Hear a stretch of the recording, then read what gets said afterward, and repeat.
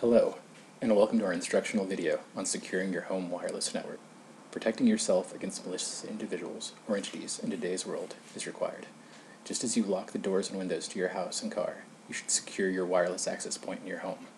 Securing your wireless access point is a preventative measure that will not eliminate a hacker from penetrating and probing your network, but can help limit your exposure and vulnerabilities.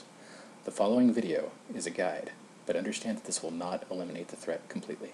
In the following video, we will be discussing the ASUS RT N66U dual-band 3x3 wireless N900 gigabit router.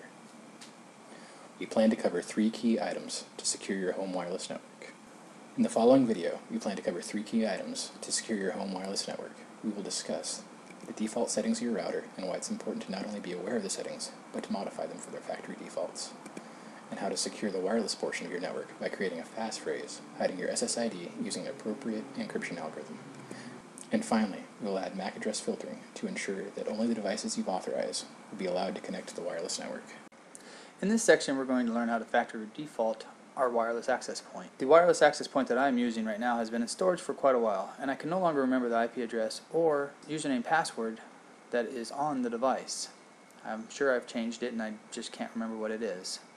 So what we're going to do is we're going to factory reset it. But before we can factory reset it, we need to figure out what the original username and password were on the device when it came from the factory. In order to do this, you can go to a web browser and do a quick search, or you can go to the manufacturer's website and search through their product listing and try and find the user manual that's going to give you that information as well.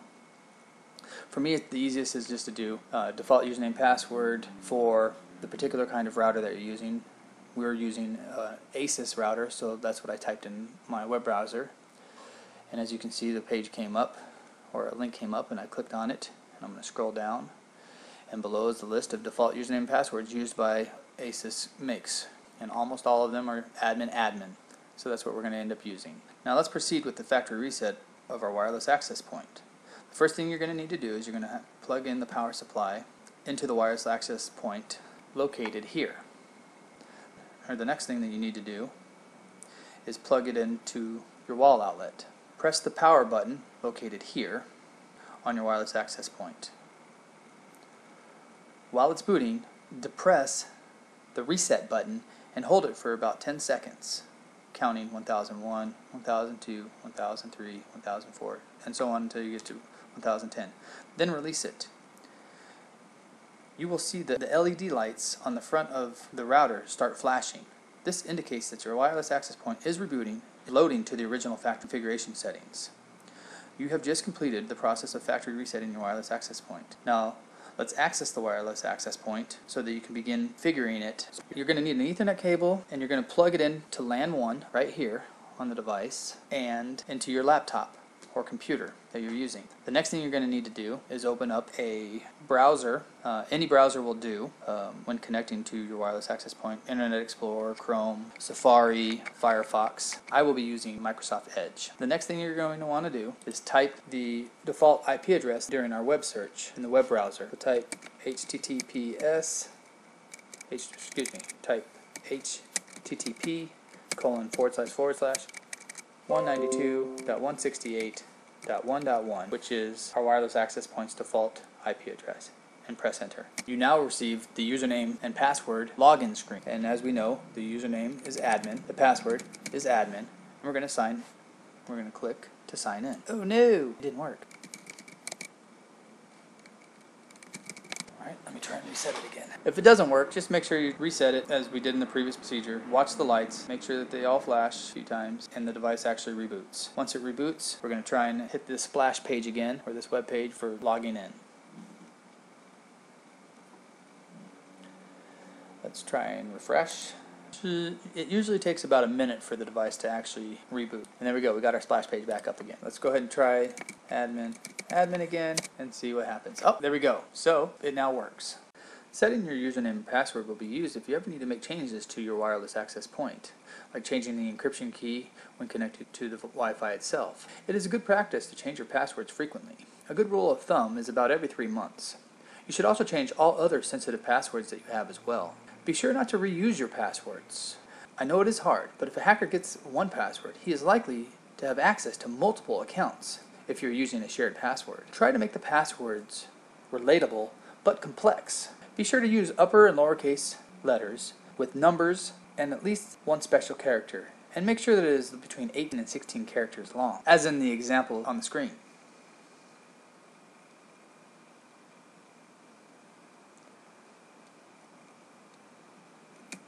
Now let's pick a username. Any will do. Just try not to use the common ones such as root or admin when selecting your username, because hackers often know these and will use them when trying to penetrate your network. For the purpose of this training video, I'll be making our username WRTG393, and our password is audiobooks. And I use the @ symbol for A, UD, exclamation point, 0 for O, lowercase b, 00 again for O's, lowercase k, $. As you noticed, I did not include a capital letter, so I'm going to change the $sign to an S, a capital S.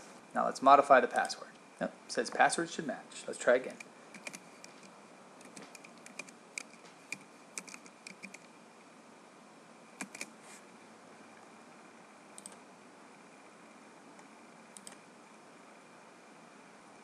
And we have just set our username and password.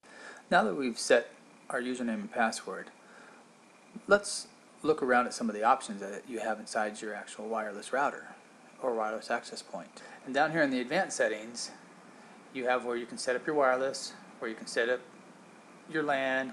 For our purposes, we're going to click on the LAN tab to bring up our IP address that we're going to be using for all of our network devices within our home. As you can see, the IP address on our current device is 192.168.1.1. This is extremely common as most routers use this IP scheme. This IP address is considered a private IP address, and if you want to learn more about IP addressing, please consult your Cisco CCNA routing and switching documentation or the CompTIA Net Plus certification documentation to have a better understanding of IP addresses, either public or private. For our demonstration, all we're trying to do is to change the default IP addresses so that a hacker cannot actually guess at what our IP address actually is. So what I like to do is I like to just change the third number. So if you have a favorite number in there, you go ahead and pick it. You can pick 7, lucky number 7, and we'll leave the .1 there.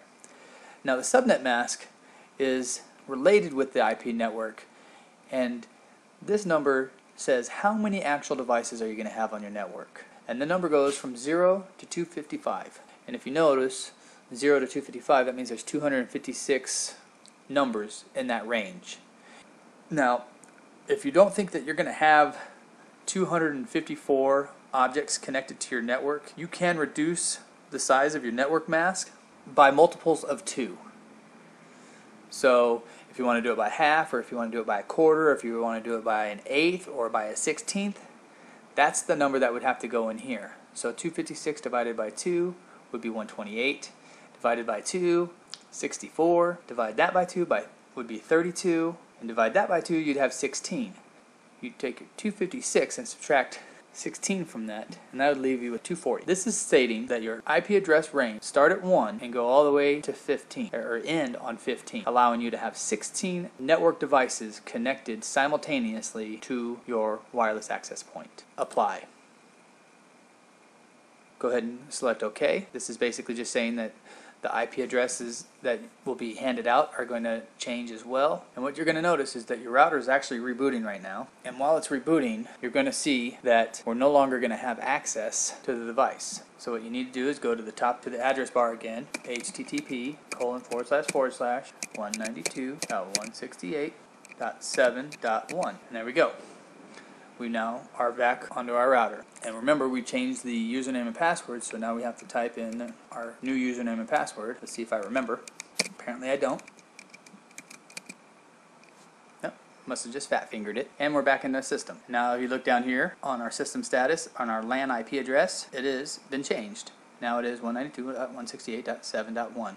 and that is what we're using to actually log back into our wireless router. Now that the administration portion of the router has been set up by creating a username and a password for logging and creating a new IP address scheme for your router, we need to begin to set up the wireless access or connection to your wireless access point for your mobile devices. So let's start with logging back into the router or into the access point.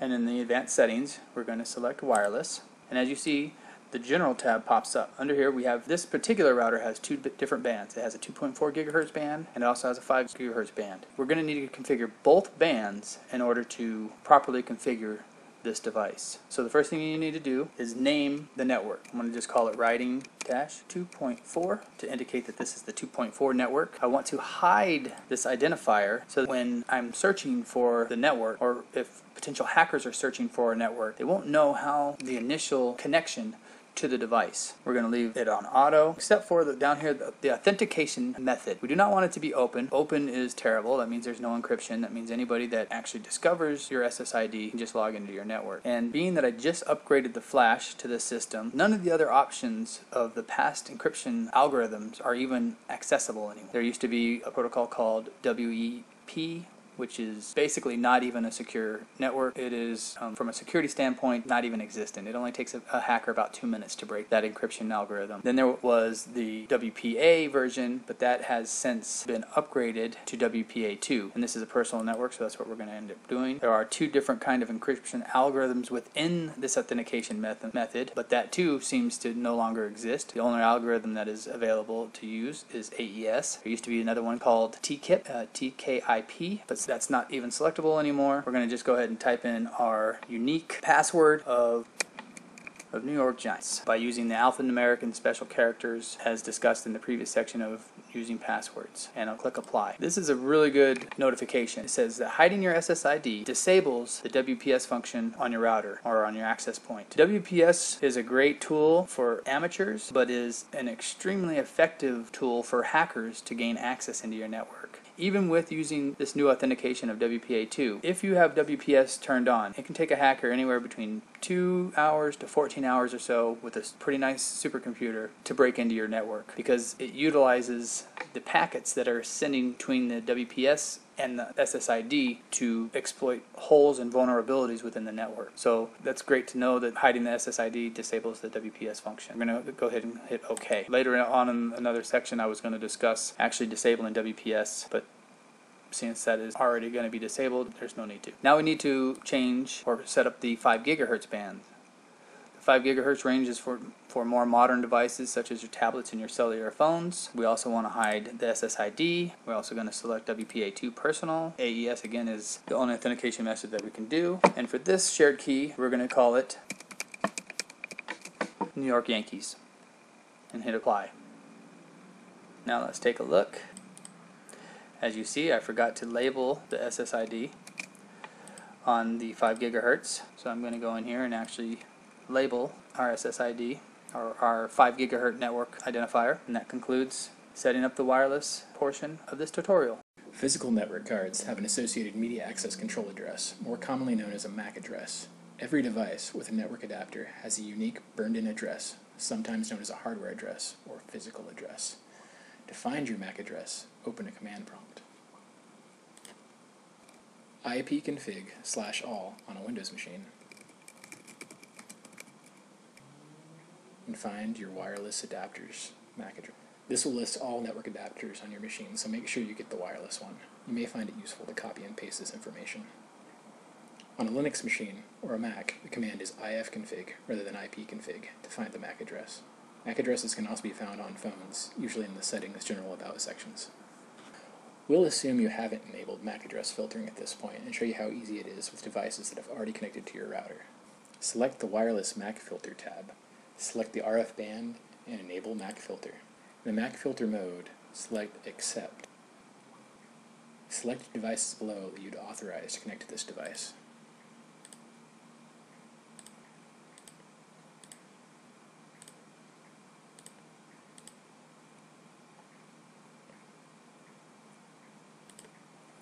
Your router will have to restart for these changes to take effect.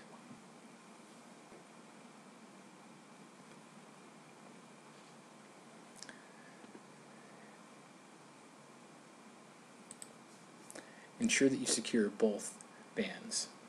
Just like burglars, most hackers look for easy prey to exploit, like open or less secure networks. After making these changes, you have significantly reduced the chances of being a target of malicious activity. Your wireless network is now nearly invisible and has a much smaller footprint. We hope you found this video helpful and informative. Thank you.